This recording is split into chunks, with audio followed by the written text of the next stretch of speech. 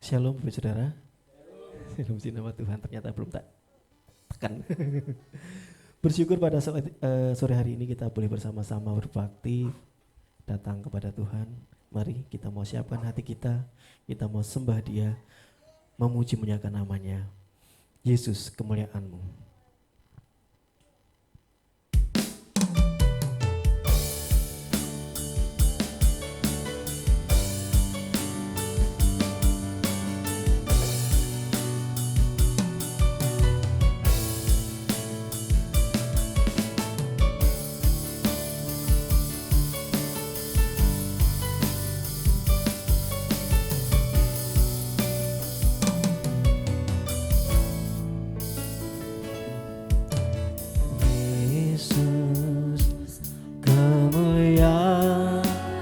Pulihkan hatiku, pulihkan hatiku, Yesus kemuliaan-Mu.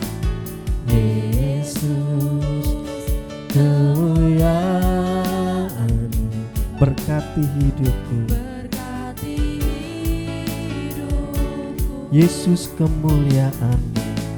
Yesus kemuliaan-Mu, pulihkan hatiku, Yesus kemuliaan-Mu, berkati hidup. Segala puji syukur, segala pujian syukur bagimu. Kau hadir dalam hidupku, ini ku datang sujud di hadapan, memujimu, menyembahmu, Yesus, ku menyembahmu.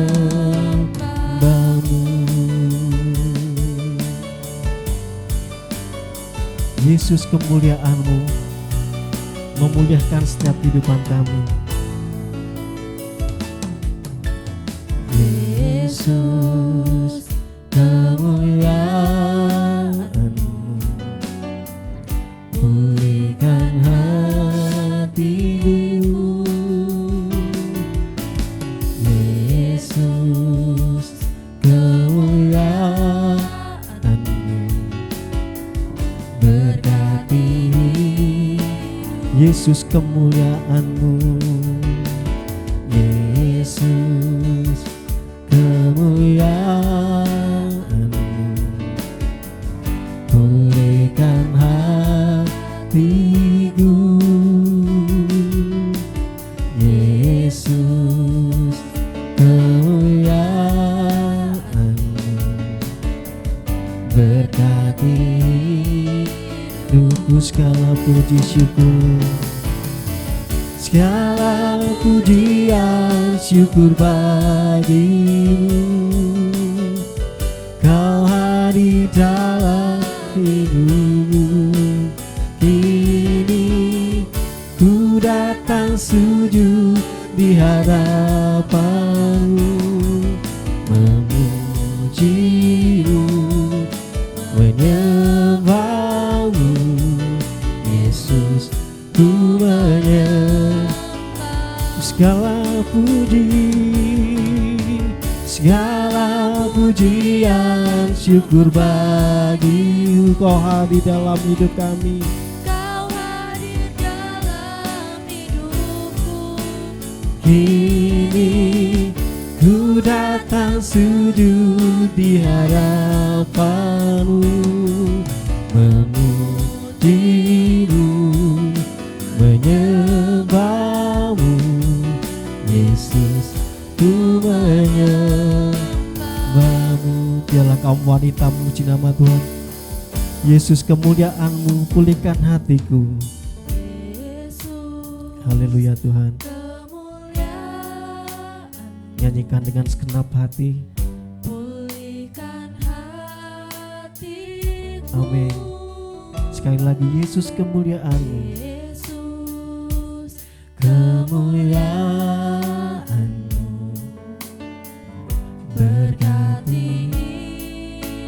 Kaum pria katakan Yesus kemuliaan-Mu. Yesus kemuliaan-Mu.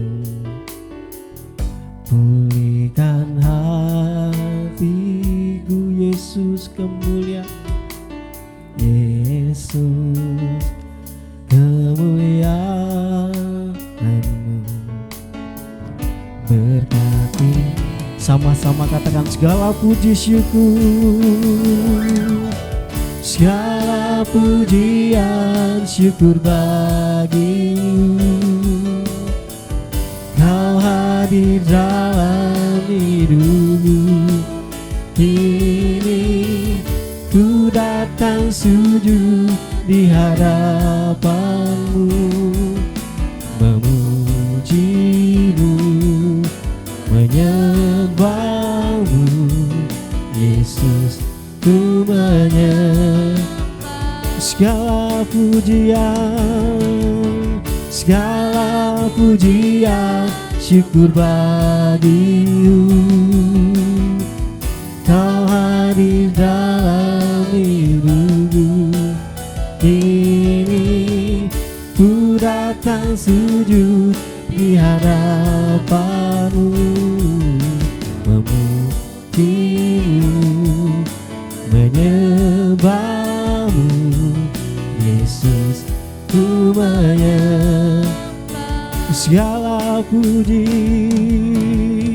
segala pujian syukur bagi ya Tuhan. Kau hadir dalam kehidupan kami. Kami mau datang sujud di hadapan-Mu Tuhan.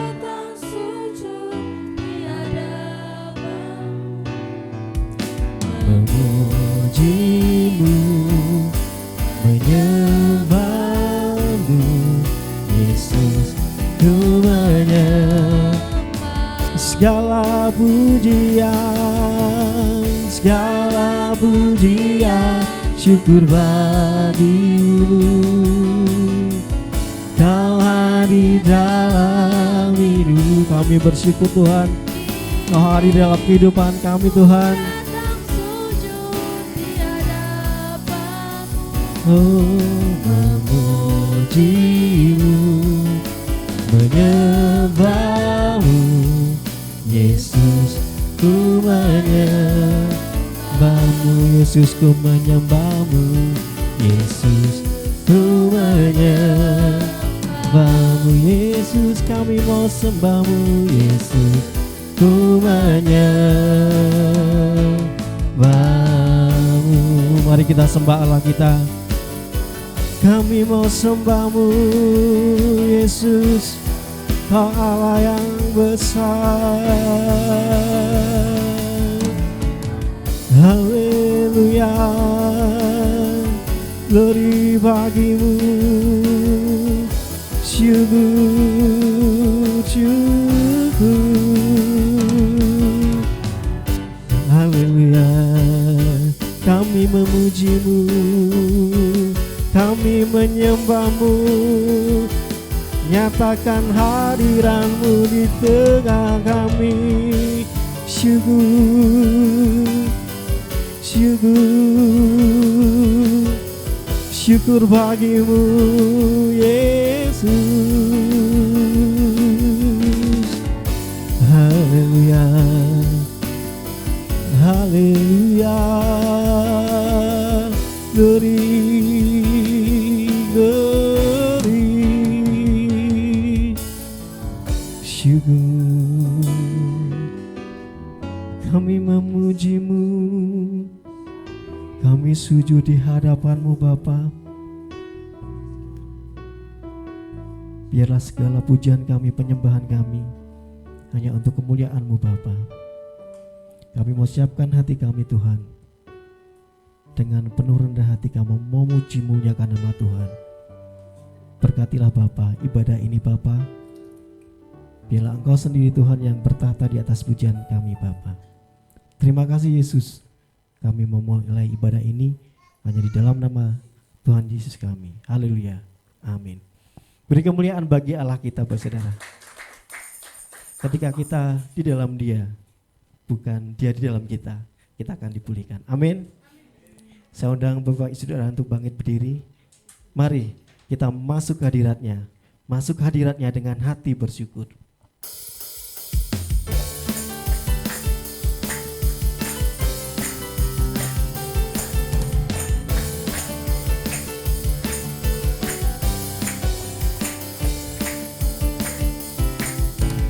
Masuk hadiratnya dengan hati bersyukur. Masuk gerbangnya dengan pujian. Bermazmurlah bagi Dia, nyanyikan nyanyian baru. Bersukacita sekarang menyembah Dia. Masuk hadiratnya. Masuk hadiratnya dengan hati bersyukur. Amin. Masuk gerbangnya dengan pujian. Bermazmurlah bagi Dia, nyanyikan nyanyian baru. Bersukacita sekarang, tinggikan Dia. Saat hati bersyukur, saat hati bersyukur. Amin. Haleluya. Hadirat Allah nyata dalam pujian saat kami menyembah, dan tangan pun terangkat. Tuhan hadir dalam pujian umatnya. Amin. Masuk hadiratnya dengan hati bersyukur.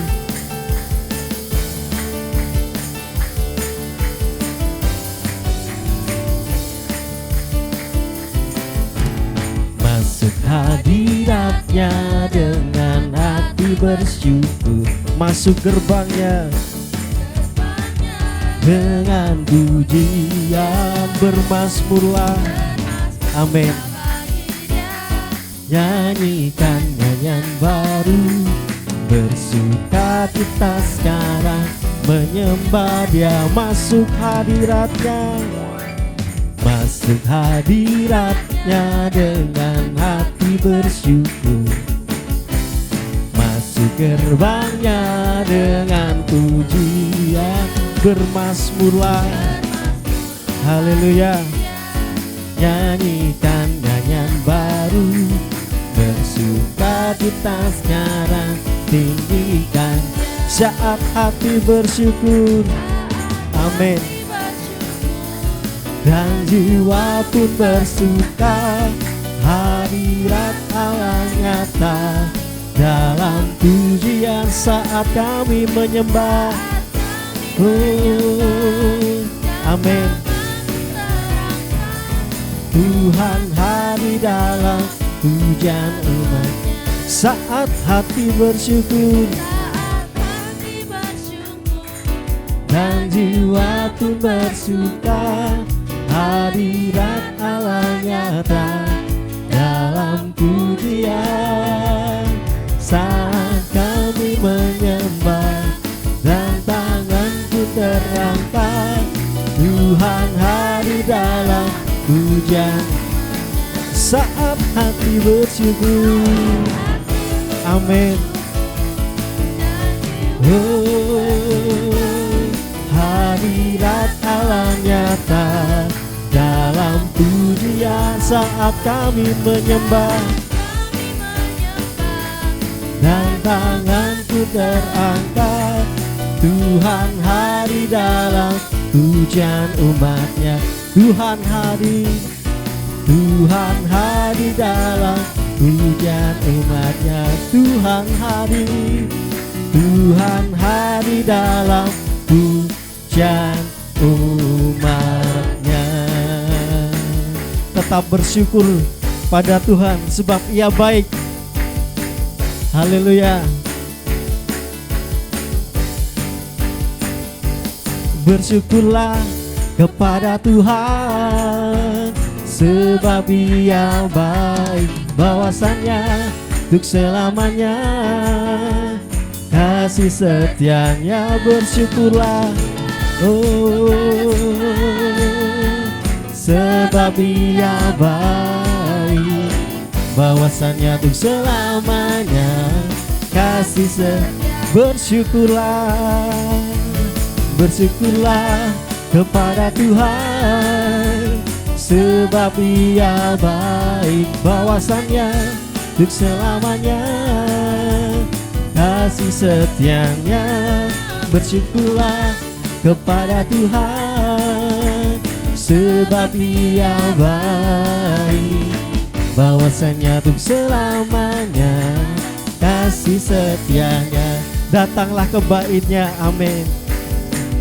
Datanglah ke bait-Nya dengan hati bersyukur, ke dalam pelatarannya dengan hati bersuka. Rasakan dan lihatlah betapa baiknya Tuhan bagi yang berlindung. Amin. Akan bersorak-sorai,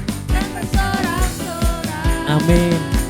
Akan bersorak-sorai, bersyukurlah, bersyukurlah kepada Tuhan, sebab Ia baik, bahwasannya untuk selamanya kasih setianya. Bersyukurlah, oh, sebab Ia baik, bahwasannya untuk selamanya kasih bersyukurlah, bersyukur. Angkat tanganmu untuk Tuhan, amin. Beri kemuliaan bagi Dia. Oh, kasih setianya, bersyukurlah sebab Ia baik, bahwasannya untuk selamanya kasih. Sekali lagi katakan bersyukurlah, bersyukurlah kepada Tuhan, sebab Ia baik, bahwasannya untuk selamanya kasih setianya. Bersyukurlah kepada Tuhan, sebab Ia baik, bahwasannya untuk selama, bahwasannya untuk bahwasannya untuk selamanya kasih setianya. Bersyukurlah, haleluya. Silakan duduk Bapak Saudara.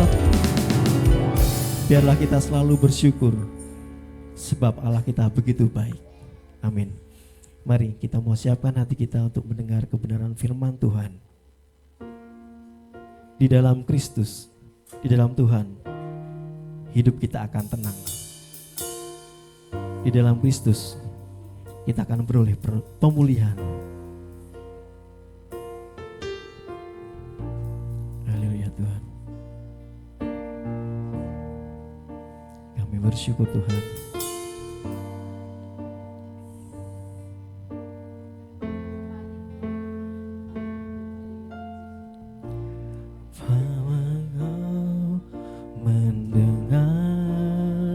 Seruan hatiku, seruan hatiku,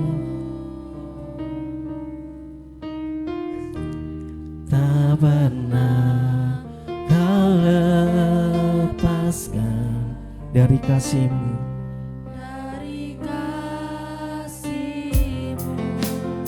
Lewat lembah kelam, lewat lembah kelam, Kau temani aku, Kau temani aku.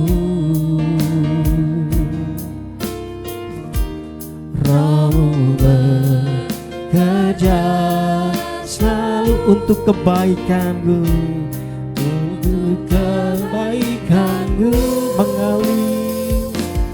Mengalir kuasa dari tempat maha tinggi, Bapa kekal mulia, Kau hadir di sini, memulihkan hati, menyembuhkan yang terluka. Ku kan tenang bersama-Mu. Bapa.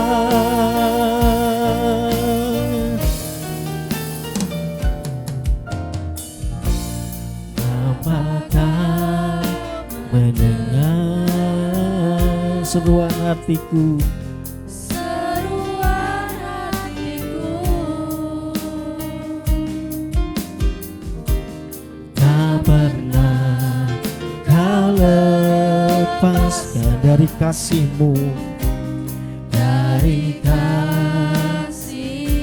lewat lembah gelap, lewat lembah gelap,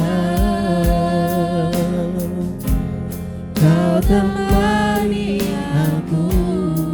Roh-Mu bekerja, Roh-Mu bekerja selalu untuk kebaikanku. Untuk kebaikanku, Oh, mengalir kuasa dari tempat maha tinggi. Bapa Kekal mulia, Kau hadir di sini, memulihkan hati, menyembuhkan yang terluka. Ku kan tenang bersamamu. Bapa mengalir kuasa dari tempat maha tinggi. Bapa Kekal mulia, Kau hadir di sini, memulihkan hati, menyembuhkan yang terluka. Ku kan tenang bersamamu. Oh, mengalir kuasa dari tempat maha tinggi. Bapa Kekal mulia, Kau hadir di sini, memulihkan hati, menyembuhkan yang terluka. Bukan tenang. Saudara-saudara itu bangkit berdiri, mengalir kuasa dari tempat maha tinggi.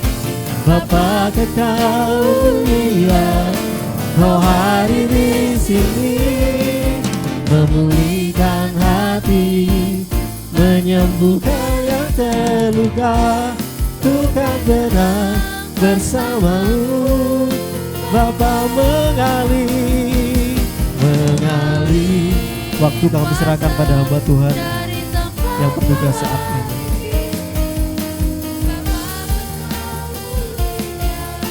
Kau hadir di sini, amin, memulihkan hati, menyembuhkan yang terluka. Ku kan tenang bersamamu.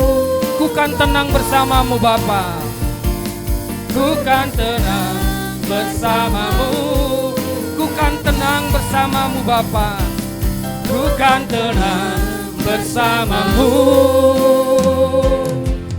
Bapa. Mengalirlah kuasa dari tempat yang maha tinggi. Kuasailah tahta hati kami Tuhan. Ubahlah kami menjadi ciptaan yang baru. Kami hanya berserah kepada Engkau Tuhan. Kami tidak mampu menjadi manusia baru dengan kekuatan kami. Hanya kekuatan yang daripada Tuhan saja yang menjadikan kami baru. Terima kasih Tuhan buat kuasa-Mu yang sungguh luar biasa. Terima kasih Bapa. Kalau sebentar kami akan mendengarkan kebenaran firman-Mu. Kiranya Tuhan buka hati setiap kami, buka pikiran kami, agar kami boleh menerima firman-Mu dengan penuh sukacita, dan sembunyikan hamba-Mu di balik salib-Mu. Biar kemuliaan hanya buat Engkau Tuhan. Terima kasih Bapa, dalam nama Tuhan kami Yesus Kristus kami berdoa dan mengucap syukur, haleluya, amin. Silakan duduk Bapak Ibu Saudara. Terima kasih buat rekan-rekan Praise and Worship. Shalom. Ini tempat yang baru ya, bagi saya maksudnya. Saya baru pertama kali di tempat ini dan mungkin yang datang pagi tadi juga sudah mendengar firman dengan tema yang sama. Tidak ada salahnya kalau kita kembali mendengar kebenaran firman Tuhan, untuk kita boleh semakin mengerti, memahami apa yang menjadi isi hati Allah. Dan kalau hari-hari ini kita sempat berdiskusi bagian pastoral gitu ya, tentang tema yang luar biasa ini Bapak Ibu Saudara. Kalau tema adalah new dimension gitu ya, bukan sampo ya, tapi ini sesuatu yang baru gitu ya. Sampo lawas ini ya, ini unda-undi sama co-feather ya, co-feather sampo gitu ya. Saya juga mencoba untuk mengartikan tentang ciptaan baru itu seperti apa gitu ya. Jadi kita adalah ciptaan yang baru, yang lama sudah berlalu. Artinya tidak ada satupun unsur yang ada dalam diri kita itu berada dalam ciptaan yang baru. Jadi semuanya sudah dihilangkan pada Tuhan dan kita menjadi ciptaan yang baru. Kalau saya membayangkan, ini bukan sesuatu yang sombong gitu ya. Jadi jas saya ini baru, ya, baru benar-benar baru. Bukan karena yang dulu suwek terus ditambal, bukan. Tapi yang dulu benar-benar hilang, benar-benar musnah, tidak ada. Jadi bukan yang dulu hilang, ketemu, suwek, terus ditempel, tidak. Tetapi adalah benar-benar hilang, terus yang saya pakai adalah jas yang baru. Bahkan saya bawa tas mataharinya di bawah gitu ya. Artinya saya mau menjelaskan bahwa ketika kita menjadi manusia baru, tidak ada sesuatu pun unsur kita yang lama itu tersisa. Kalau dulu DNA-nya anak saya itu adalah Heri Sasono, tapi ketika dia menjadi manusia yang baru, DNA-nya adalah DNA-nya Allah. Tidak ada unsur sama sekali dari saya. Kenapa? Karena saya adalah manusia yang berdosa. Kalau saya manusia berdosa, menghasilkan keturunan yang berdosa. Itu adalah ciptaan yang baru yang saya coba mikir-mikir tadi, kira-kira bagaimana menjelaskannya. Jadi ini bukan sesuatu yang rekondisi, bukan sesuatu yang kalau hari-hari saya sering lihat motor-motor kuno gitu ya. Kalau saya punya uang mesti saya beli itu kuno-kuno itu ya, tapi karena mahal-mahal. Jadi ketika ada sebuah sepeda motor itu tahun 53 masih hidup, tetapi kok semuanya ketoknya cetek anyar gitu ya. Kok semuanya bisa utuh. Ternyata ketika dibedah, oh ini memang mesinnya adalah mesin tahun 53, tetapi pernik-perniknya itu adalah aksesoris sekarang. Jadi ini bukan yang benar-benar baru, karena unsur yang lama masih ada di dalam sepeda motor itu. Tetapi kalau kita adalah ciptaan baru, semua yang ada kita dulu dimusnahkan, sudah tidak ada, dan menjadi yang baru, itu benar-benar baru, tidak ada rekondisi, tidak ada dicat ulang, tidak ada didempol sana sini. Jas yang saya punya yang dulu itu benar-benar hilang, musnah, yang tinggal hanya celananya saja. Bayangkan kalau hanya pakai celana saja, tanpa atasan kan juga ngisin-ngisini gitu ya. Tetapi ketika semuanya benar-benar hilang dan dibeli dengan yang baru, ya ini benar-benar baru. Tidak ada unsur satupun yang tersisa yang ditempelkan pada baju saya ini, tidak ada. Jadi mari kita memahami bahwa ketika diri kita menjadi ciptaan yang baru, ojo diiling-iling yang dulu-dulu itu ndak ada gunanya, ndak penting dan sebagainya. Sekarang kita masuk dalam tema pada saat ini adalah life in harmony, hidup dalam pendamaian. Hidup dalam pendamaian dengan Allah lewat karya Kristus. Kita akan buka di 2 Korintus 5 ayat 18 sampai ke 21.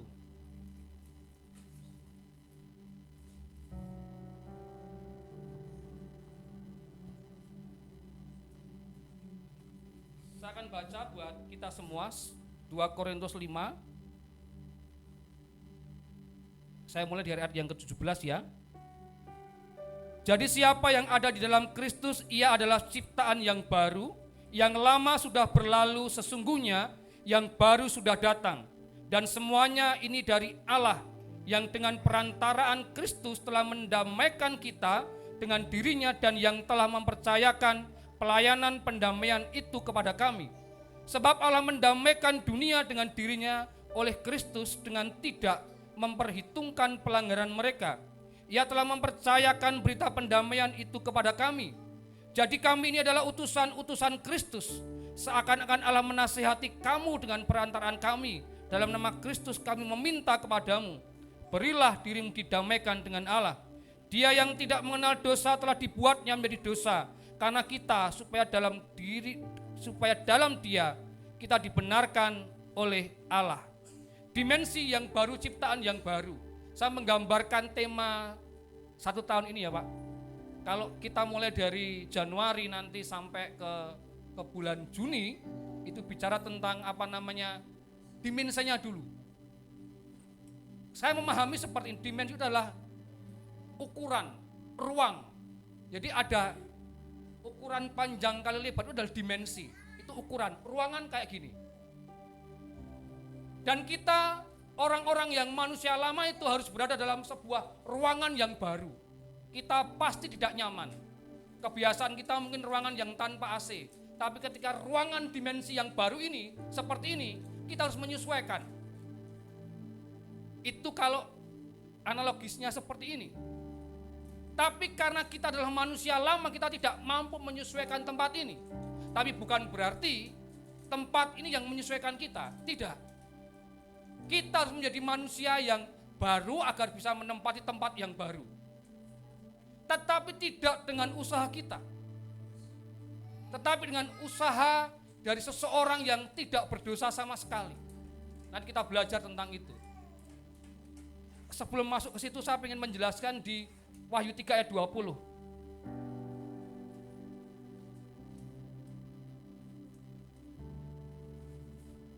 Pelan-pelan ya, ini waktunya 1 jam ya Pak?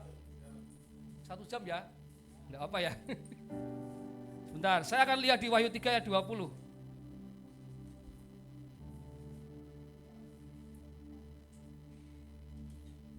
Kita akan baca sama-sama ya, Wahyu 3 ayat 20. Wahyu 3 ayat yang ke-20, kita baca sama-sama 2, 3. Lihat, aku berdiri di muka pintu dan mengetuk.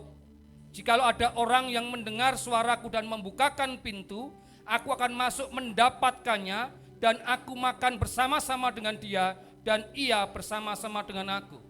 Jadi saya membayangkan manusia lama itu, ada satu pribadi yang mengetuk pintu hatinya. Ketika diketuk, kalau manusia lama ini mendengar suara ketukan itu dan dia mulai membuka pintu, Yesus masuk ke dalamnya, mendapatkannya. Yesus masuk ke dalam ruang hati manusia ini. Ketika Yesus masuk ke dalam ruang hati manusia ini, dia bertahta di dalam hati mereka, di dalam hati manusia lama itu. Dan dikatakan apa lagi? Mendapatkannya dan kemudian makan bersama-sama dengan dia. Artinya apa? Saya mengartikan ini, bahwa ketika kita manusia lama dan Tuhan mengetok pintu hati kita, kita membuka pintu dan kita mau mendengar, membuka pintu, Yesus masuk, mendapatkan kita, itu adalah dimensi yang baru. Jadi Yesus masuk ke dalam rumah kita. Setelah dia masuk mendapatkan rumah yang besar itu, kemudian dia makan duduk bersama-sama. Ada keintiman di situ. Kalau kita mengizinkan Tuhan masuk di dalam ruang hati kita, kita akan didapatkan oleh Tuhan. Jadi saya membayangkan dimensi yang baru adalah hal tentang apa? Tentang cara pandang kita, tentang tujuan hidup kita, tentang prioritas-prioritas kita. Itu harus dibaharui dulu, baru kemudian kembali ke perindil-perindilannya. Karakter kita, sifat-sifat kita harus mulai berubah di situ. Tetapi ingat, berubahnya kita menjadi ciptaan baru itu bukan karena kemampuan kita, tetapi karena karya Tuhan, dia duduk mendapatkan kita, makan bersama-sama dengan dia, ada keintiman di situ, ada perubahan dalam diri kita. Oleh karena siapa? Karena Kristus.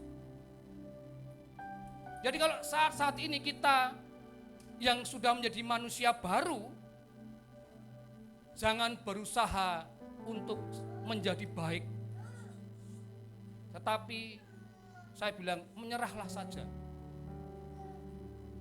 Tapi kalau kita tidak ada upaya menjadi baik, belum ada upaya menjadi baik, berserah saja. Ada perbedaan, kalau kita menyerah berarti kita sudah berusaha menjadi baik. Kita tidak mampu. Kita tidak mampu menjadi ciptaan baru dengan cara kita sendiri. Kalau kita melakukan itu, saya bilang sekarang juga menyerahlah. Kalian dan saya tidak mampu. Tapi kalau kita belum berbuat apa-apa untuk menjadi manusia baru, berserahlah agar Tuhan dengan leluasa menolong kita.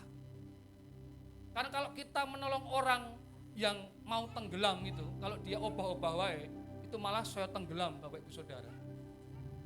Ini katanya, karena saya belum pernah menolong orang yang tenggelam. Masalahnya saya tidak bisa berenang. Di potensi tenggelam lebih banyak daripada yang saya tolong nanti ya. Tapi kalau orang ini diam saja, dia akan manut dengan orang yang menolongnya. Dia akan bisa selamat. Sama juga dengan kita. Yesus yang sudah masuk dalam hati Bapak Ibu Saudara, biarkan dia bekerja dengan luar biasa untuk menjadikan kita manusia baru, mengubah karakter-karakter kita, sifat-sifat kita.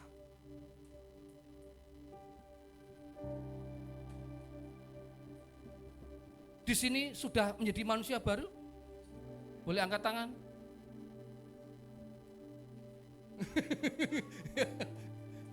Orang gampang gitu ya. Kowe ngacung sombong kowe. Yen rangat mosok gitu ya, seprene rada di manusia baru gitu. Sudah lama banget kita ikut Tuhan. Mungkin yang paling lama di sini ibu saya ya. Sudah ikut Tuhan berapa lama Mbah Dok?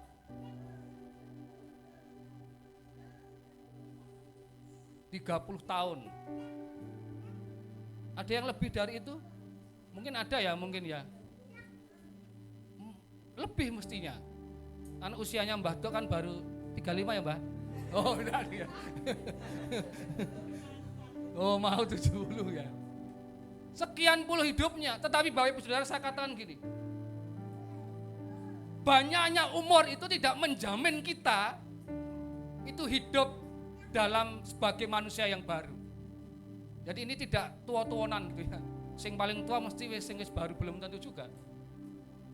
Mungkin yang lebih muda itu malah lebih dulu menjadi manusia yang baru. Kita tidak tahu. Kita akan lihat kenapa kalau tema ini kita masuk ke dalam hidup dalam pendamaian. Kenapa kita perlu didamaikan nanti? Nanti itu hanya pembahasan untuk keseluruhan ya. Kita akan masuk ke dalam bulan Januari sampai Juni ini tentang bagaimana kehidupan kita.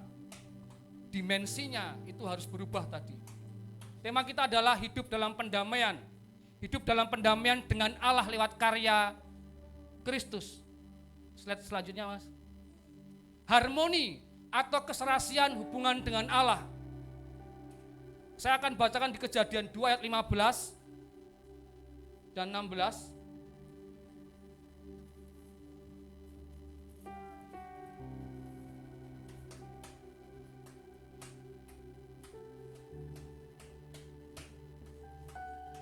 Saya akan bacakan buat kita semua Kejadian 2, 15, 16. Tuhan Allah mengambil manusia dan menempatkannya dalam Taman Eden untuk mengusahakan dan memelihara taman itu. Lalu Tuhan Allah memberi perintah ini kepada manusia, semua pohon dalam taman ini boleh kau makan buahnya dengan bebas. Tetapi pohon pengetahuan tentang yang baik dan yang jahat itu, janganlah kau makan buahnya, sebab pada hari engkau memakannya, pastilah engkau akan mati.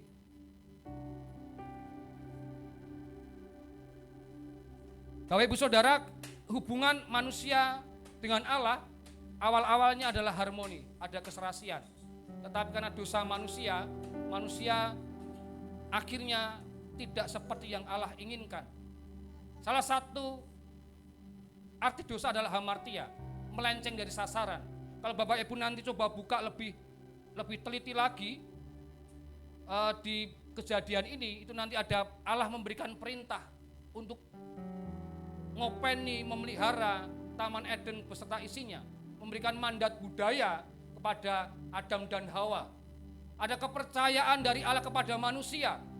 Kemudian Allah memberikan otoritas dan kepercayaan, dan Allah memberikan pemeliharaan di situ. Semua boleh kamu makan, boleh kamu nikmati. Hanya yang di tengah itu tidak boleh. Semua yang ada di sini, baik binatang, baik tumbuhan, diopeni, dipelihara, boleh kamu nikmati. Ada hubungan yang baik, hubungan yang harmonis, bahkan diberikan otoritas, kepercayaan. Saya yakin kalau tidak ada hubungan yang baik, tidak mungkin diberikan sebuah kepercayaan. Tetapi pada saat itu ketika ciptaan Adam dan Hawa ini, mereka mengalami keserasian hubungan dengan Allah. Ini hal yang baik, hal yang luar biasa. Dan Allah mempercayakan kepada mereka hal yang luar biasa. Tetapi selanjutnya terjadi disharmoni. Kejadian 3, 14-19, tidak usah kita baca ya. Yang pertama, mereka melanggar perintah Tuhan. Mereka memakan buah pengetahuan yang baik dan yang jahat. Kemudian mereka menjadi ketakutan. Jadi dampak mereka berbuat dosa itu tadi adalah, yang pertama itu mereka melanggar apa yang Tuhan perintahkan. Mereka nerak larangannya Gusti. Mereka melanggar perintahnya Tuhan. Yang berikutnya, yang awalnya hubungannya baik, mereka menjadi pribadi yang takut dengan kedatangan Allah. Ketika Allah datang, mereka mendelik gitu ya. Bukan mendelik tapi mendelik. Bersembunyi karena takut. Kenapa mereka takut? Karena dosa mereka. Karena mereka melanggar perintah Tuhan. Yang berikutnya kita lihat dampaknya apa dosa mereka itu. Mereka mulai saling menyalahkan. Antara Adam dan Hawa mulai saling menyalahkan. Tidak ada damai di antara manusia dan manusia. Dosa menjadikan tidak ada damai antara manusia dengan Allah. Dosa menjadikan tidak ada damai antara manusia dengan manusia akibat dosa ini. Bahkan akibat dosa adalah Allah memberikan hukuman untuk manusia. Diusir dari Taman Eden, disuruh keluar dari taman yang menjadi habitatnya antara Allah dan manusia ciptaannya. Dia disuruh keluar, turun ke bumi, dan mereka mengalami kehidupan yang penuh dengan kesusahan. Jadi dosa yang dilakukan Adam dan Hawa itu berakibat luar biasa. Yang pertama adalah adanya permusuhan antara manusia dengan Allah. Yang berikutnya, tidak ada kedamaian antara manusia dengan manusia. Mereka saling menyalahkan. Bahkan ada hukuman berikutnya bahwa ketika seorang pria yang namanya Adam, dia harus bekerja, tetapi harus bekerja keras. Padahal ketika Taman Eden, mereka tidak perlu bekerja keras. Sudah ada, sudah disediakan Allah. Jadi betapa dahsyatnya dosa itu memporak-porandakan kehidupan umat manusia. Hubungan dari ciptaan dengan sang pencipta rusak. Hubungan antar ciptaan juga rusak. Bahkan bumi juga menjadi rusak karena menjadi sulit untuk diusahakan oleh seorang yang namanya Adam.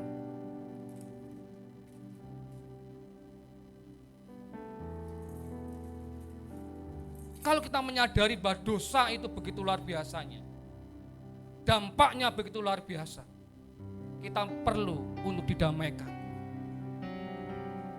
Kita perlu untuk didamaikan dengan Sang Pencipta kita. Kalau tidak, kehidupan kita berada dalam kekekalan yang mengerikan, Bapak Ibu Saudara. Kita memerlukan pendamaian. Saya yakin di sini tidak mau ya antar jemaat gitu tidak ada damai gitu ya. Padu, udur-uduran, hal sepele yang rak penting gitu. Ya penting ya aja udur-uduran, tapi ya hal yang harusnya kita bisa berdamai tidak bisa berdamai. Kita dengan sesama kita, dengan rekan sekerja, antara anak dengan orang tua, antara menantu dengan mertua, antara anak dengan ayah, antara ayah dengan ibu, antara suami dan istri, tidak ada kedamaian. Dan itu adalah akibat dari dosa. Saya terus terang gitu ya, kalau istri rodok marah gitu ya, mungkin karena kelakuan saya itu tidak kuat dinengke Bapak Ibu Saudara, mending diunek-unekke. Dinengke itu saya ora kuat. Jadi kaya uji nyali, nggone medeni banget terus ndak kuat gitu. Dinengke saja.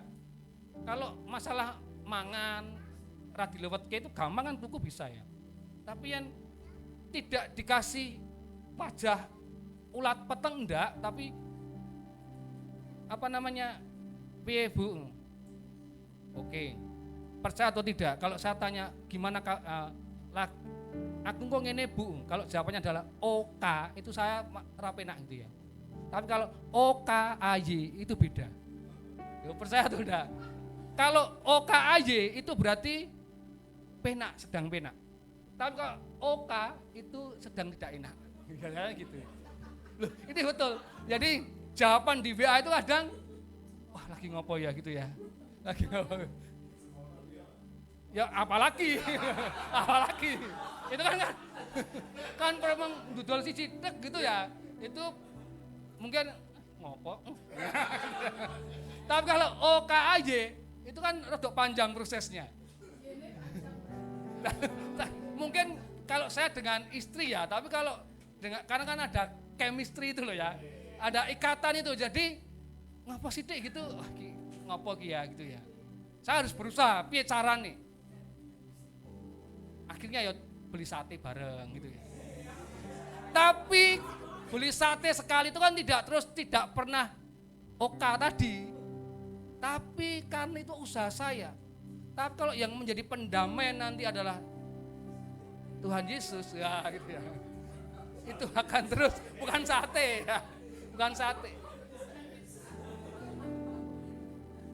Dinengke penak ndak?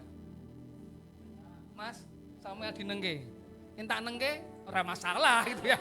Ora masalah. Nah, yang sing nengke bapake gitu ya. Wah, berat gitu ya. Kalau suami istri yang kalau dinengke mertua itu enggak apa-apa. Wong ora tau ketemu gitu ora masalah. Tapi yang dinengke istrinya, dinengke suaminya dalam satu rumah, penak enggak coba?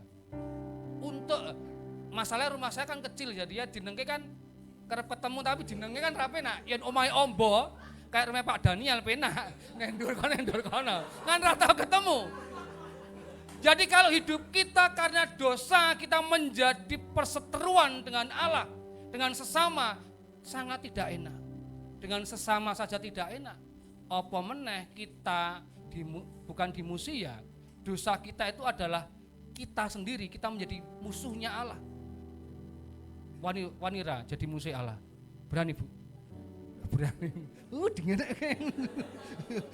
Tapi Allah, saya kasih tahu, ini tidak saya kasih tahu pada yang lain gitu ya. Hanya yang datang pada sore hari ini, Pak. Hatinya Allah itu pengen semua manusia itu kembali kepada Dia. Itu hati Bapa. Bapa kuwi ra tega yen anak-anak itu mlebu neraka. Jadi semua Allah itu punya hati yang sungguh sangat baik. Kita yang sudah berseteru dengan Allah, kita yang sudah berbuat dosa kepada Allah, kita yang sudah mendukakan hati Allah. Allah, kalau Allah menghukum, Dia hanya tinggal tek gitu. Kalau saya Allah gitu ya. Misalkan Mas Samuel berbuat dosa, Samuel hilang penakmu selamanya. Wow. Mangan enak dadi ra enak, pit motor penak dadi ra penak gitu. Tapi tidak, saya punya hati, saya pengen Samuel ini kembali kepada saya. Samuel kembali berdamai dengan saya.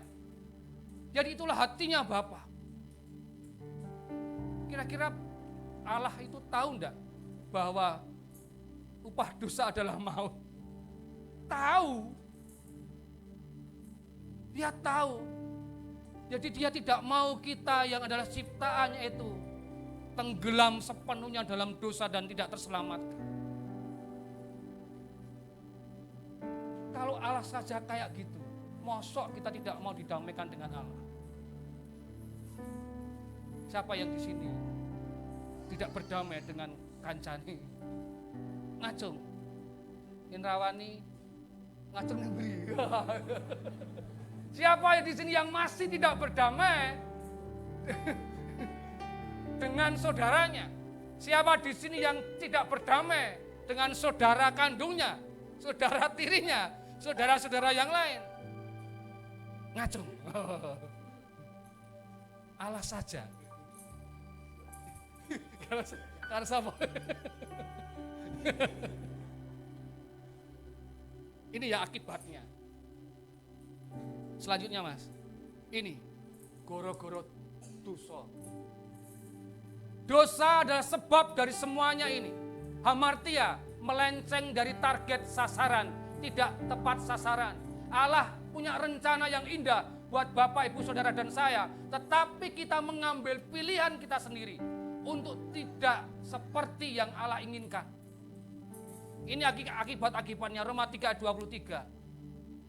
Karena dosa kita kehilangan kemuliaan Allah. Upah dosa adalah maut.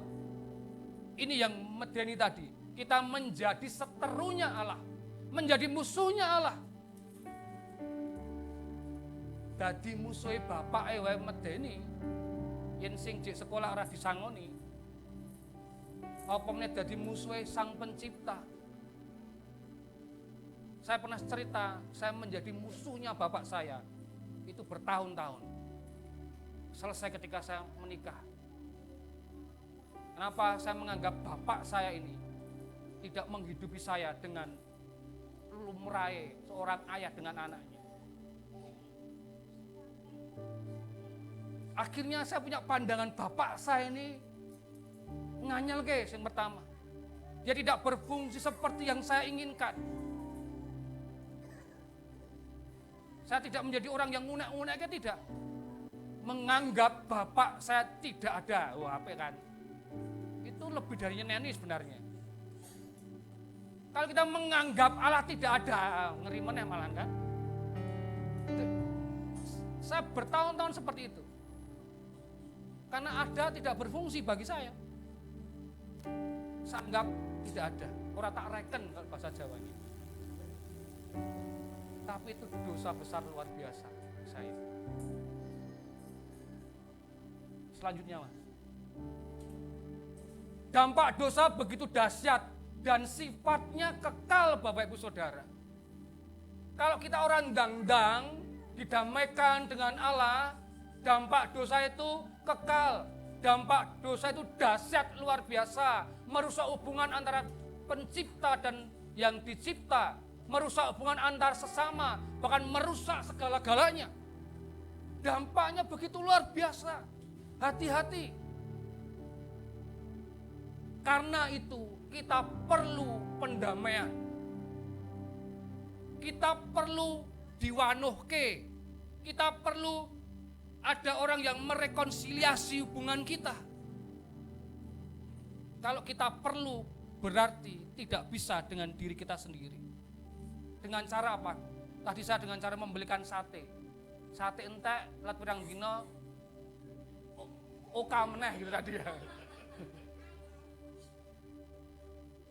Kalau saya belikan ini itu dan sebagainya, wis tuku emas gitu kan. Perempuan kalau tuku emas kan seneng banget gitu ya. Tapi saya belum pernah nukok emas sih.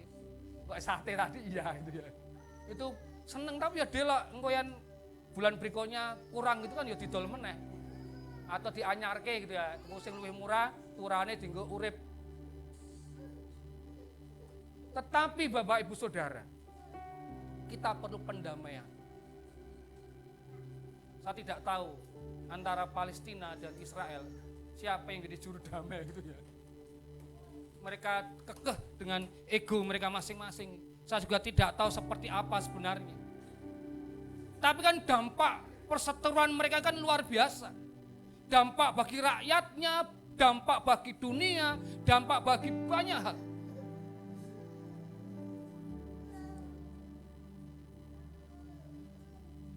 Dosa adalah sebab dari semuanya, dampak dosa begitu dahsyat dan sifatnya kekal.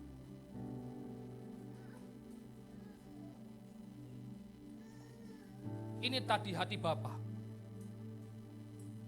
Bapa berinisiatif, dia menjadi penggagasnya. Allah menjadi penggagas dari pendamaian ini.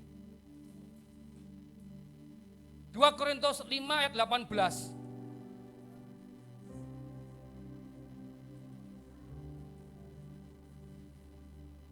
Dan semuanya ini dari Allah, yang dengan perantaraan Kristus telah mendamaikan kita dengan dirinya dan yang telah mempercayakan pelayanan pendamaian itu kepada kami. Dan semuanya ini dari Allah. Inisiatif pendamaian itu dari Allah. Inisiatornya adalah Allah. Penggagasnya adalah Allah. Karena apa tadi? Karena Allah, hati Bapa itu adalah kepengen semua itu kembali kepada Dia. Jadi kalau ini adalah yang digagas oleh Allah, kita kan tinggal manut saja sebenarnya. Kalau kita tidak manut juga kita tidak bisa apa-apa. Kalau kita pengen didamaikan dengan orang tua, dengan keluarga, bahkan didamaikan dengan Allah. Allah sendiri yang gagas itu. Saya ada anak remaja di gereja saya yang lama. Ketika dibesuk gitu ya, ditekoi sama temennya. Kok wingi ra mangkat? Apa namanya? Saya pergi gitu dia bilang. Saya pergi latihan. Terus bapaknya menyangkal. Enggak. Itu di rumah leyeh-leyeh gitu ya. Apa jawaban anak ini sama bapaknya? Enggak gaso Pak gitu. Jadi tidak digagas oleh bapaknya. Dia merasa kayak gitu. Tetapi ini Allah menggagas kita. Dia memperhatikan kita. Kita yang membutuhkan pendamaian. Karena dampak dosa yang begitu dahsyat dan luar biasa tadi. Allah berinisiatif. Allah menjadi inisiator dari pendamaian ini. Dia adalah produsernya, istilahnya gitu. Semuanya dari Allah. Untuk apa? Untuk mendamaikan kita dengan dirinya. Kita yang salah, ning Allah yang gagas kita. Itu kayak ditumpukan bara di atas kepala kita. Kita yang sakarape dhewe, tetapi Allah pengen kita kembali. Kita tidak gagas. Mungkin yang bilang gagas, so itu mungkin Allah dia gagas, so manusia gitu loh. Tapi Allah tidak ngomong itu. Tapi Allah bilang, aku akan berupaya mendamaikan kalian dengan saya. Semuanya dari Allah. Untuk apa? Untuk mendamaikan kita dengan Allah. 2 Korintus 5:19 itu Allah membuka jalan. Allah berinisiatif. Allah membuka jalan pendamaian. Allah sebagai subjeknya. Dia adalah inisiatornya pendamaian ini. Manusia berusaha mencari Allah. Namun sebenarnya Allah sedang mencari mereka terlebih dahulu. Kita berusaha mencari. Tapi Allah sebenarnya sudah mencari kita lebih dahulu. Itu hebatnya Allah kita. Bersyukurlah kita ada dalam bilangan orang-orang percaya, Bapak Ibu Saudara. Penggagasnya adalah Allah. Berikutnya Mas. Allah yang berinisiatif.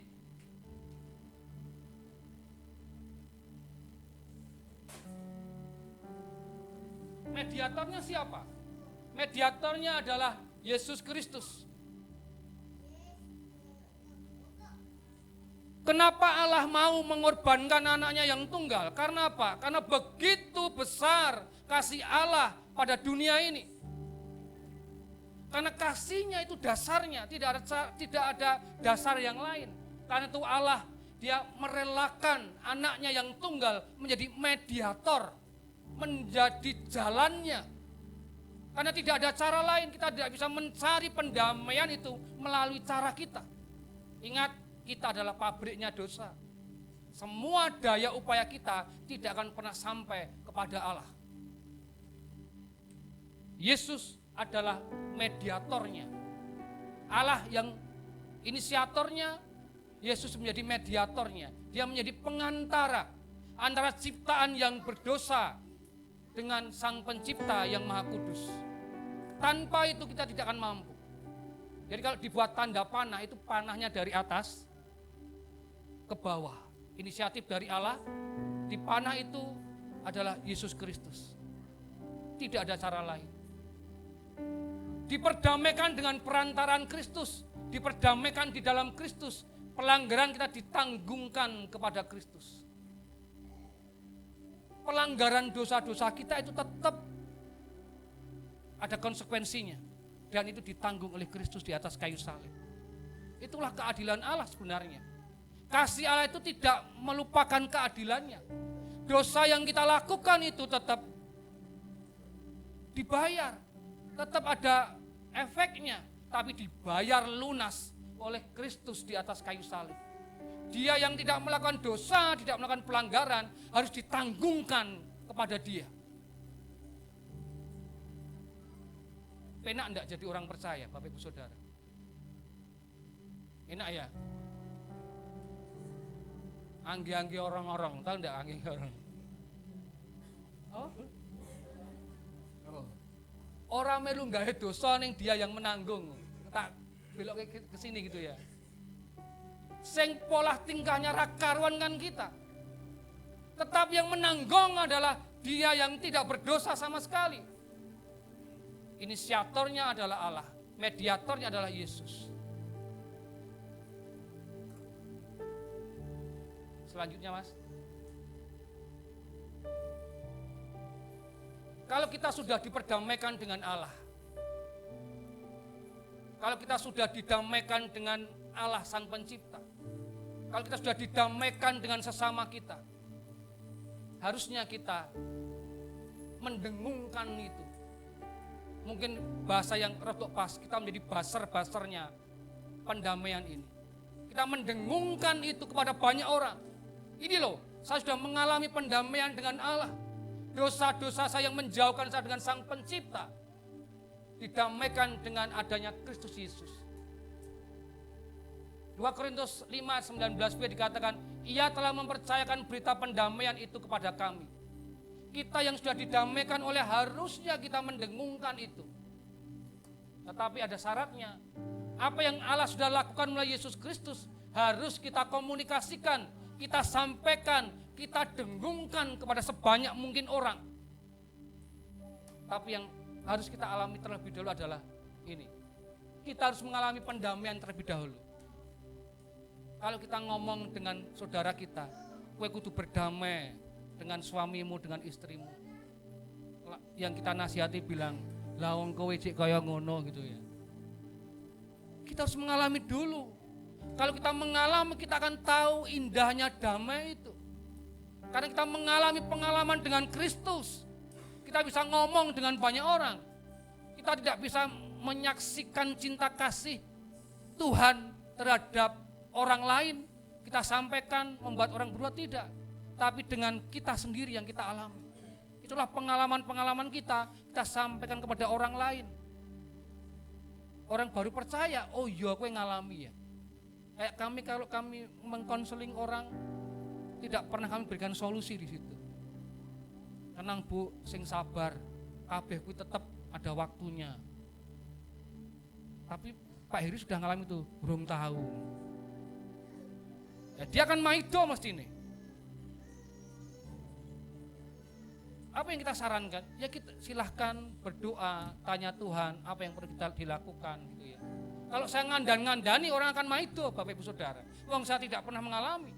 Tapi kalau pengalaman saya dengan bapak saya sampaikan ke orang yang mungkin mengalami hal yang sama, mungkin orang akan bisa menerima itu karena saya mengalami sendiri. Bagaimana hubungan yang tidak baik dengan orang tua, bagaimana hubungan yang tidak baik dengan istri karena saya mengalami. Tapi kalau saya tidak pernah mengalami, saya ngandani, tidak bisa. Kita harus mengalami dahulu. Kita harus mengalami pendamaian terlebih dahulu. Dan ingat, pendamaian adalah sebagai anugerah pemberian Allah. Ingat, tidak ada satupun upaya kita. Kita tinggal berserah saja. Selesai. Dia akan mengupayakan dengan luar biasa. Dan kalau yang mengupayakan adalah Yesus Kristus, pasti kita mengalami pendamaian itu.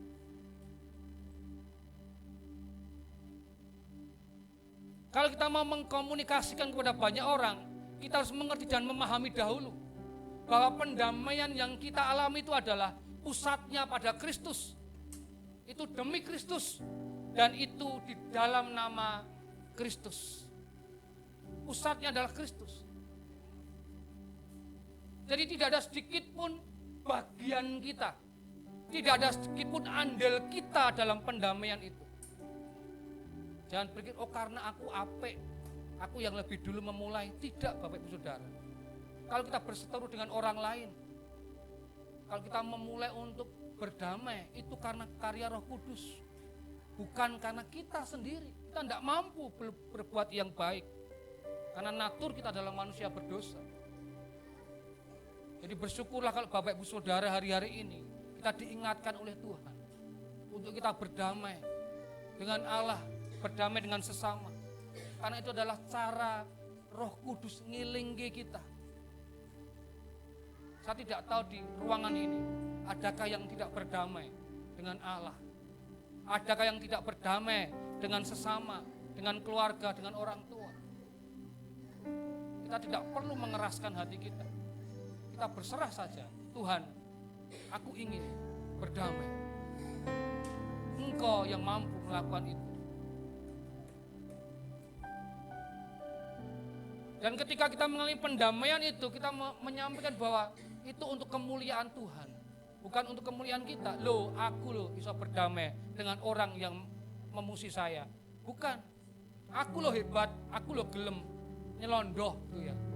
Aku gelem merendahkan diri saya. Bukan. Itu untuk kemuliaan Allah. Allah yang ditinggikan. Karena apa? Ingat, tidak ada andil sedikit pun kita. Itu hanyalah Kristus. Dan untuk Kristus. Jadi bersyukurlah Bapak Ibu Saudara kalau kita ada dalam Kristus. Kalau kita belum berdamai, mari kita berserah penuh pada Kristus. Dia akan mendamaikan kita. Karena memang hanya Dia yang mampu melakukan itu, tidak ada yang lain. Tidak dengan cara-cara yang saya lakukan tadi. Menyenangkan hati orang yang menjadi musuh kita, tidak bisa. Itu hanya akan menjadi hal yang semu. Tapi kalau Allah melalui Yesus Kristus yang melakukannya, itu akan terus menerus terjadi.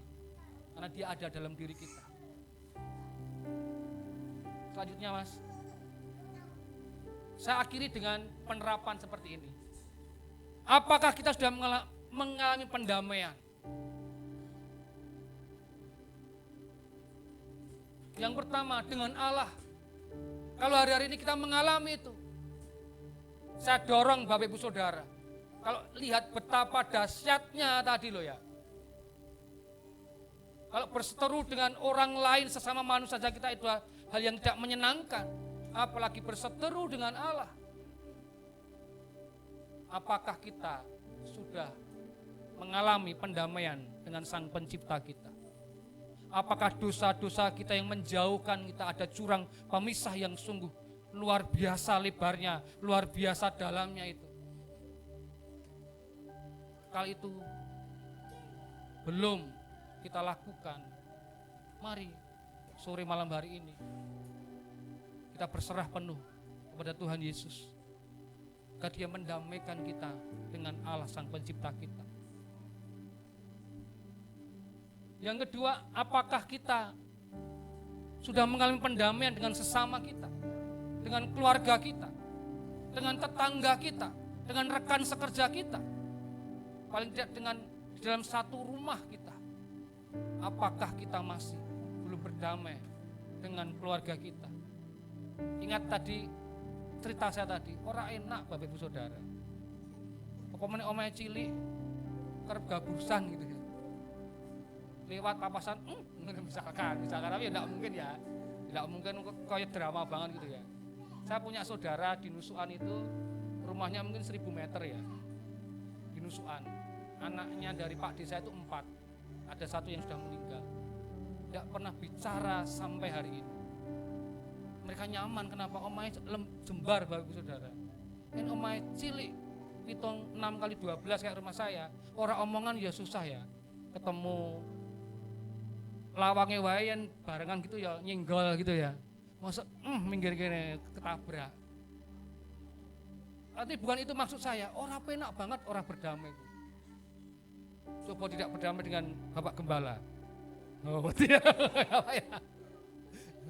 Dengan Bapak Gembala ya kita ojo sampai orang berdamai gitu ya. Soalnya dengan Tuhan gitu. Kalau Bapak Gembala mungkin ketemunya paling tidak seminggu 3 kali gitu ya. Sing nang omah kuwi ben dina Bapak Ibu Saudara. Ora berdamai dengan bojone itu, waduh, itu benar-benar siksaan yang luar biasa. Soalnya misal Mas Gilang ya Mas, omahe anyar. Ora berdamai dengan Mbak Ratna gitu. Bayangno piye coba rasane. Nyototi ukuran gitu ya. Rapi enak banget loh. Yen rapi nek ayo ndang di rampungke Bapak Ibu Saudara. Yen kowe ra iso ngrampungke, memang kowe ra iso, memang aku ra iso. Jaluk tulung Gusti Yesus. Katanya, ini benar atau salah saya kurang tahu. Dulu ketika kami menikah, itu apa itu? Ada sebulan. Ini alat, ini saya, tapi jangan berusaha ini, tapi ngomong hal-hal. Jangan berusaha berdamai dengan cara kita, tapi biarkan Allah yang bekerja.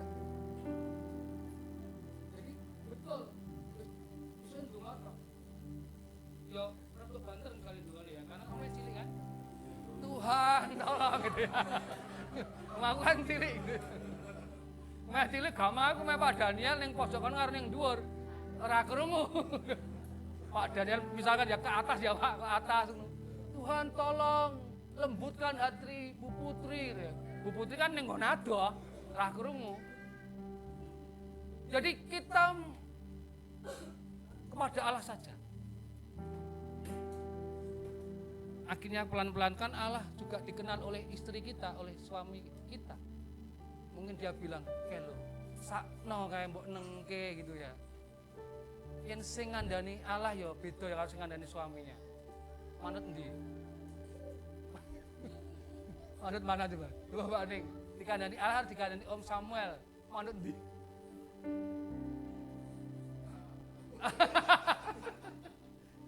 Manut dikandani Allah tetaplah. Itu idealnya ya Pak ya, idealnya. Tapi ya kadang manut kandani bojone ya bisa.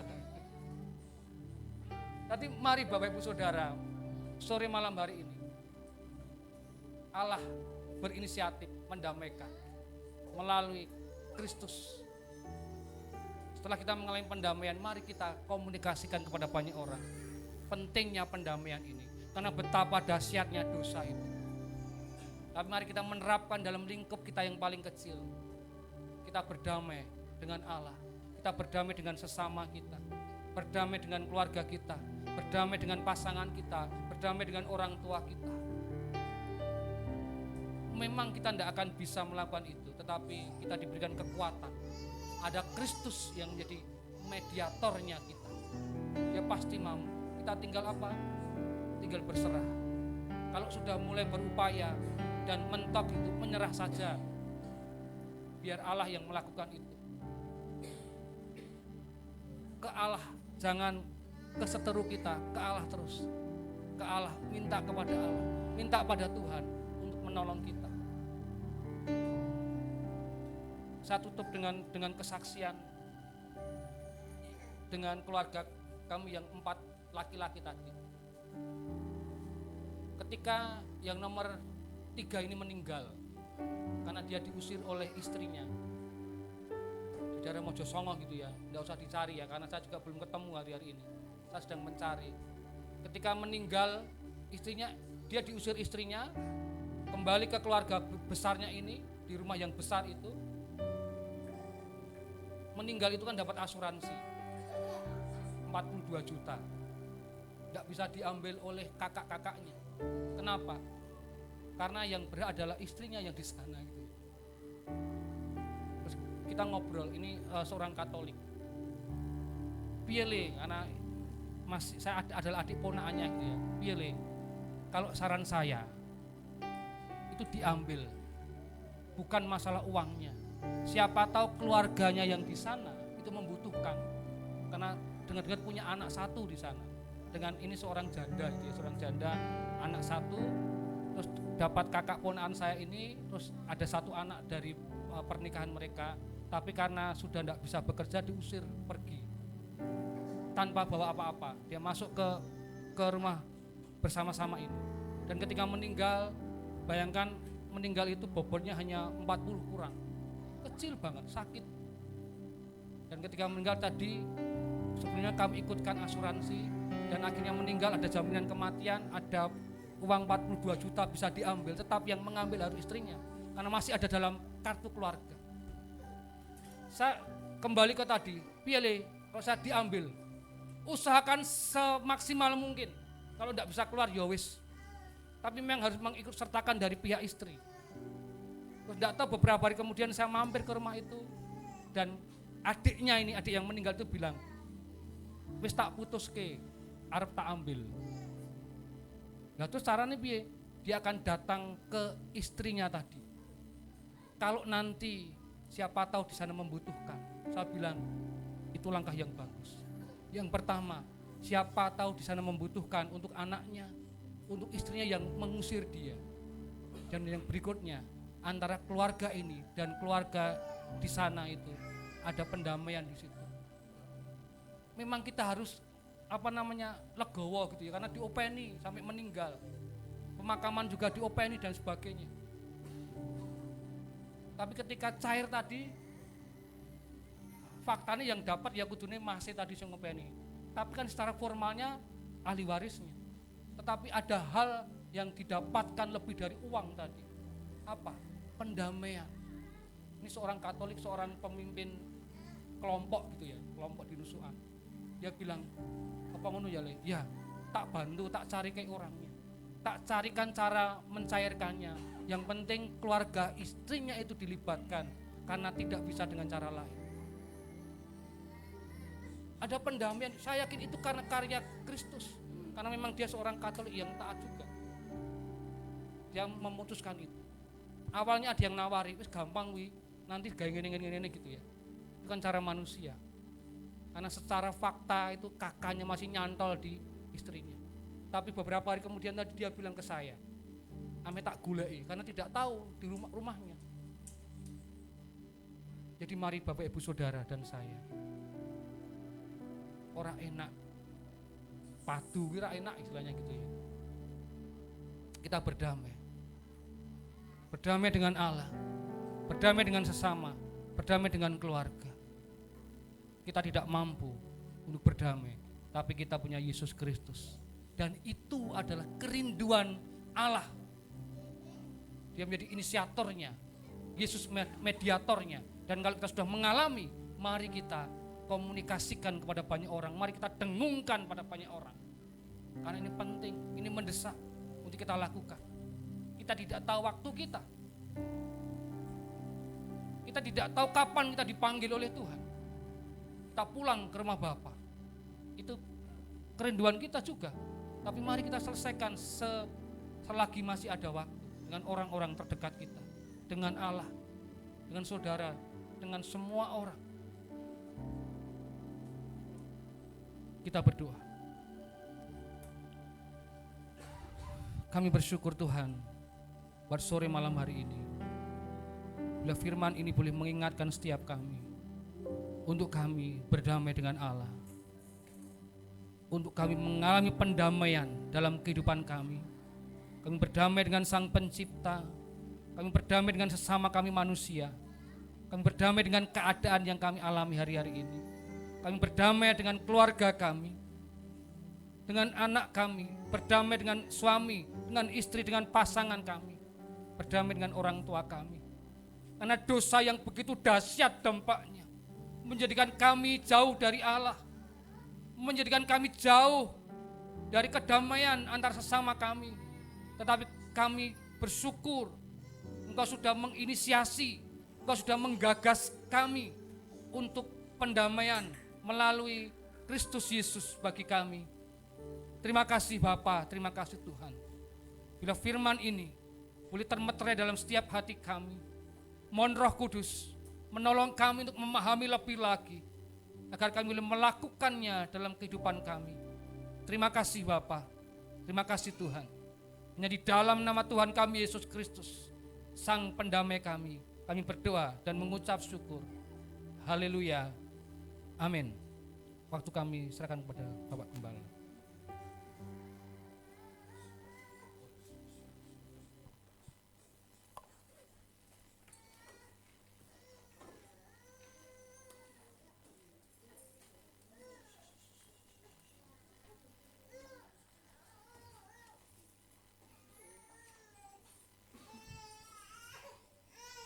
Di dalam Kristus kita akan hidup dalam pendamaian, bukan karena andil kita, tapi hanya Kristuslah yang mengerjakannya.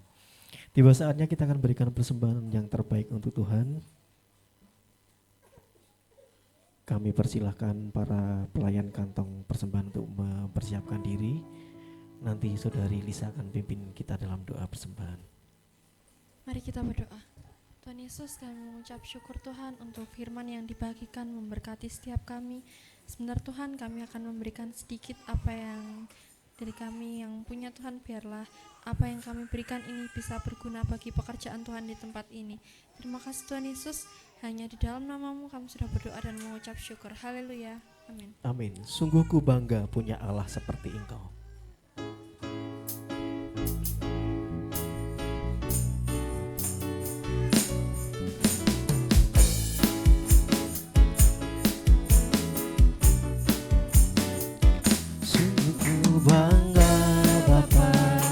Punya Allah seperti Engkau.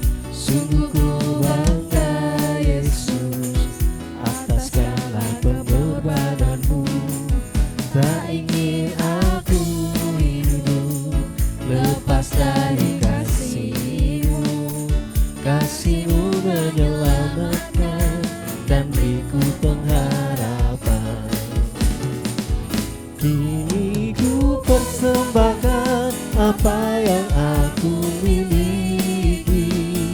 Memang tiada berarti bila dibanding dengan kasih-Mu.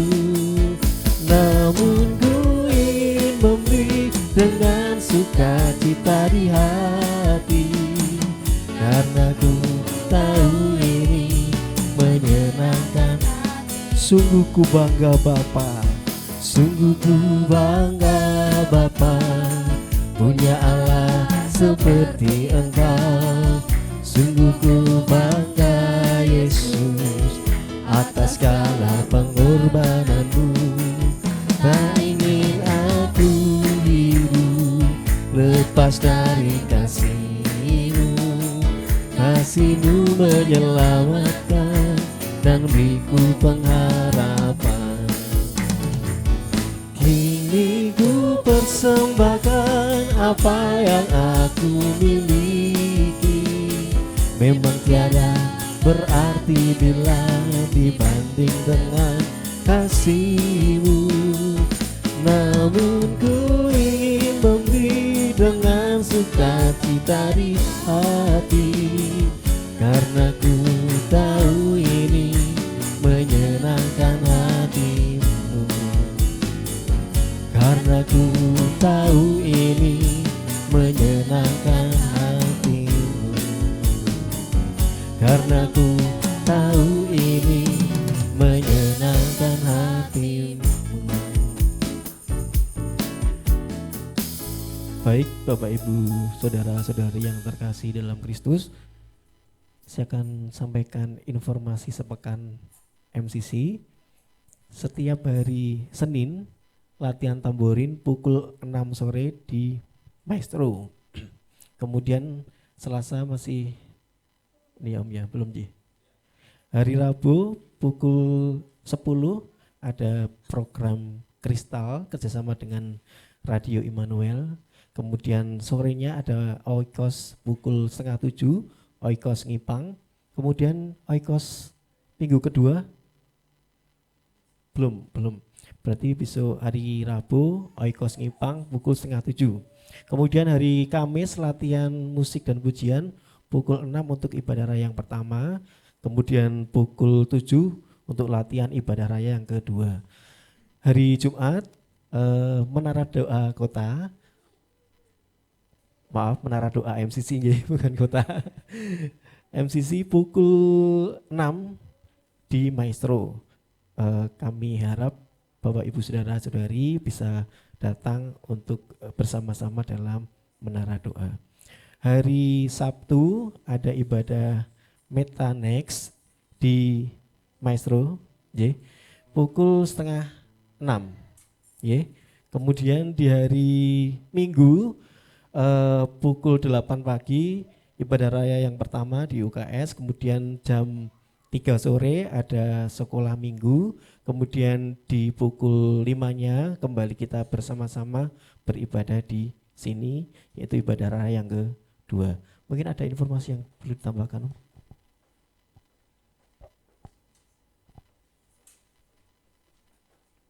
Shalom Bapak Ibu. Udah lemes ini ya, saja perlu dicas ini ya. Gimana kalau habis ini kita bakso, Mas Nunus yang akan mentraktir nanti. Tadi pagi bilangnya begitu. Oh malah minta ditraktir. Bapak Ibu Saudara, pengumuman pentingnya tanggal 28 Januari, mohon bisa diingat-ingat, dicatat 28 Januari, itu akan ada Vision Day. Apa itu Vision Day? Hari di mana kita akan menjelaskan visi dan juga program-program kerja setiap komisi maupun gereja MCC secara umum. Ya, jadi kemarin kami pelayan pastoral sudah ketemu, berbincang gitu ya, untuk visi ke depan tahun 2024 itu seperti apa. Nah, besok 28 Januari ketika ibadah gabungan, selesai ibadah akan ada pertemuan dengan seluruh jemaat, ya, yang mau saja. Kalau yang buru-buru mungkin ada kegiatan, ada jagong atau apa, mau pulang monggo. Tapi kalau ingin tahu 1 tahun ini nanti ke depan MCC mau buat apa, nah bisa ikut. Dan nanti bisa memberikan respon. Itu di tanggal 28 Januari. Nah oleh karena itu, saya mohon semua pengurus komisi-komisi menyusun program kerja tahun 2024. Apa saja? Komisi Wanita, Alpha Kids, atau sekolah minggu ya, Metanex atau pemuda remaja dan juga Oikos masing-masing. Monggo menyusun program kerja. Jadi misalkan Oikos Kartosuro itu mau membuat rencana ibadah Padang misalnya. Nah silakan ditentukan tanggalnya tanggal berapa, anggarannya berapa, tempatnya di mana, lalu nanti dikumpulkan program-program itu nanti dilaporkan, dikumpulkan ke Mas Adris di WA admin gereja. Ya, supaya kami bisa rekap dan jangan sampai nanti program-program itu nanti tempuan, tabrakan dengan komisi-komisi yang lain atau dengan oikos-oikos yang lain. Oleh karena itu mohon rekan-rekan yang mungkin terlibat dalam kepengurusan komisi bisa rapat mendiskusikan mengenai program. Sementara kepengurusannya sendiri akan diadakan regenerasi di bulan Februari. Ya, di bulan Februari nanti pengurus-pengurusnya akan diregenerasi. Programnya dilaporkan dulu, nanti pengurusnya akan diregenerasi. Jadi pengurus yang baru akan melanjutkan program-program yang sudah dibuat untuk tahun 2024. Itu saja, jadi di tanggal 28 Januari kita akan ada ibadah gabungan di UKS di lantai 2 seperti biasa. Nanti khotbahnya akan dipercepat, pujiannya dipercepat gitu ya, supaya tidak terlalu siang. Nanti selesai ibadah akan ada Vision Day, akan ada pemaparan program kerja tahun 2024. Itu Bapak Ibu Saudara, ada pertanyaan terkait tanggal 28? Tidak ada ya, ini rekan-rekan jemaat dari Solo Selatan, wilayah Karangdowo, Serena dan sekitarnya mohon izin tadi tidak bisa hadir karena mereka ada acara keluarga sehingga malam ini izin untuk tidak bisa hadir. Tapi puji Tuhan Bapak Ibu Saudara, rekan-rekan semua tetap bisa hadir untuk kita beribadah. Tidak ada pengumuman yang lain, saya ajak untuk kita bangkit berdiri bersama-sama. Ya, masih sore, baru 6:30. Ya, ngomong-ngomong Bapak Ibu saya belum mandi loh ini. Aman tapi ya, aman. Kata Pak Heri, untung nggone ber-AC gitu ya. Nek ora ber-AC ambune tekan ngendi-ngendi. Ya, tapi Tuhan tidak melihat kita sudah mandi atau belum ya. Tuhan lihat hati kita. Neng kancane itu loh masalah sing ngerasake ya. Oke, mari kita tutup di dalam doa. Segala puji, segala hormat, syukur kami naikkan di hadapan Tuhan. Sebab malam hari ini Tuhan boleh pertemukan kami untuk kami bersama-sama beribadah, memuji, memuliakan nama Tuhan, mendengarkan firman Tuhan.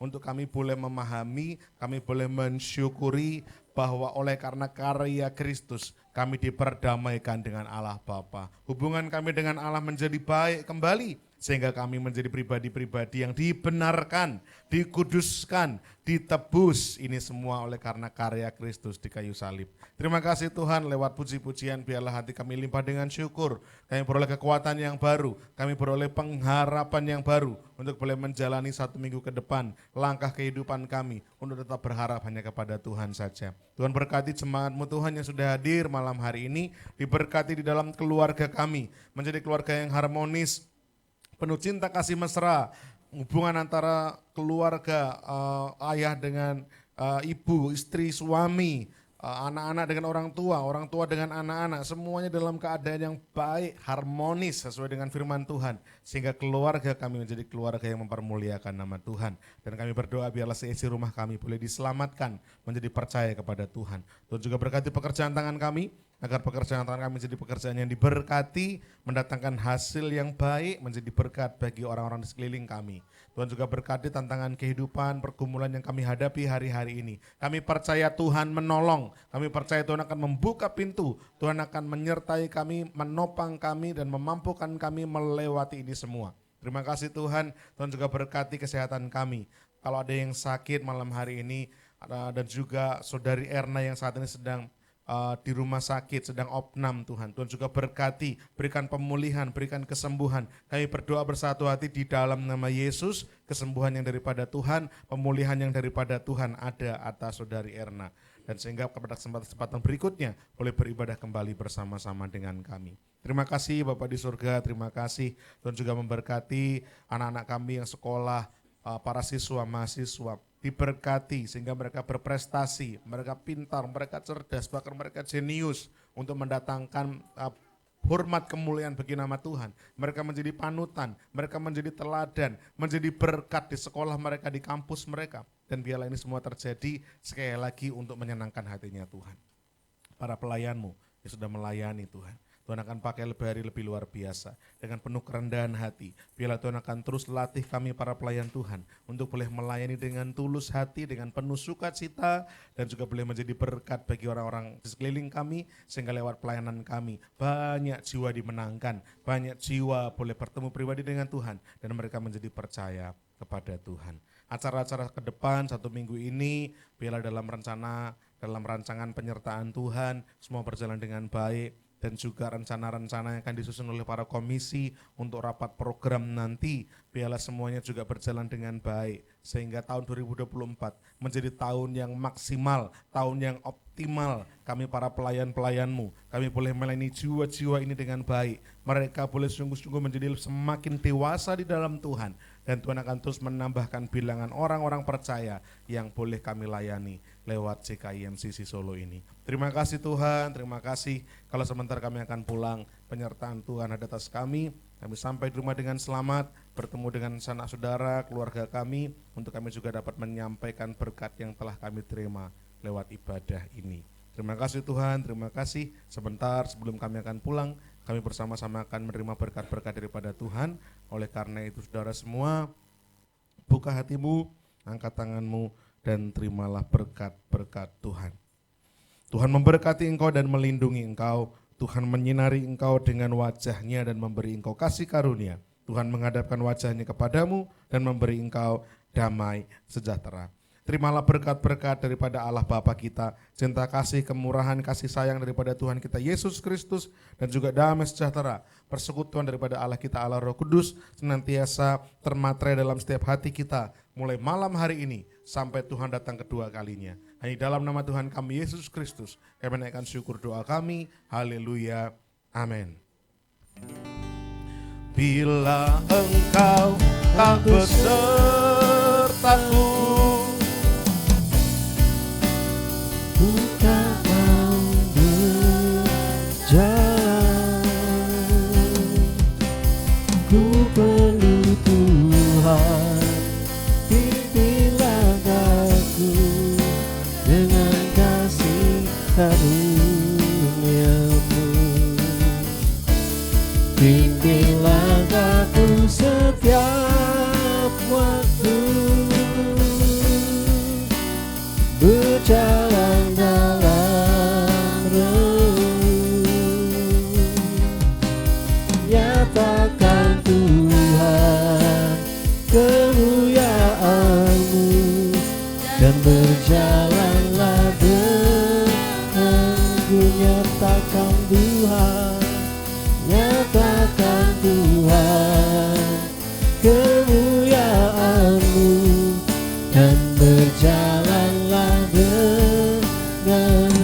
nyatakan Tuhan, nyatakan Tuhan kemuliaan-Mu,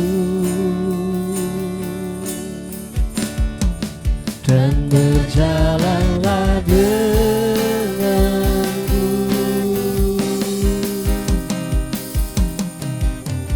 Amin. Selamat pulang